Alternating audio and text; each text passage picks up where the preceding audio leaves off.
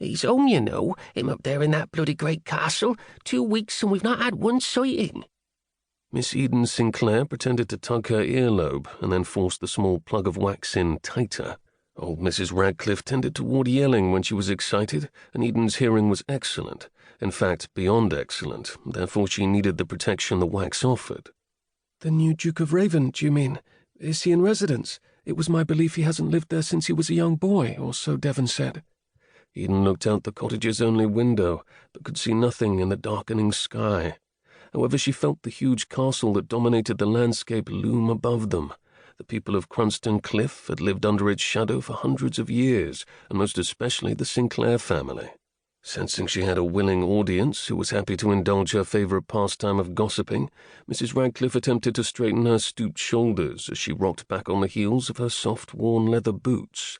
"Well now, Middle Sinclair," the old woman said, using the name most of the villagers did for Eden and her brother Cam, situated as they were below Devon and Essie Sinclair, and above Warwick, Summer, and Dorry Sinclair.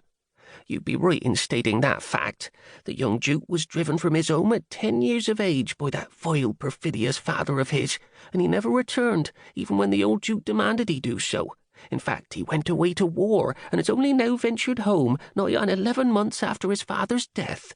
"Scandalous," Eden whispered with just the right amount of awe. Mrs. Radcliffe sucked on her bottom lip, which seemed to draw in the entire lower half of her face as she had no teeth. "They say he's back to take a bride."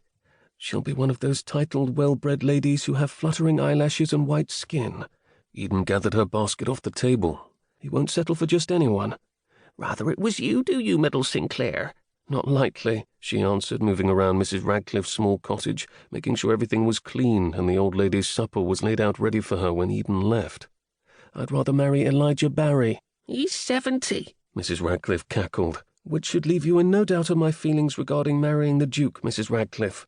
Eden swung her cloak around her shoulders. "Not that he would propose to a Sinclair." "Don't protest too much now, Middle Sinclair. Those words would taste mighty bitter if you had to eat them one day.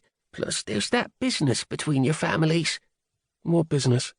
"You'll find out when you need to," the old lady said evasively, and Eden dismissed her words. Mrs. Radcliffe tended to say things for effect.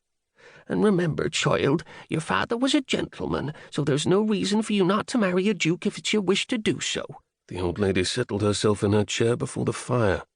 "Enough of this nonsense, if you please. You're having far too much fun at my expense."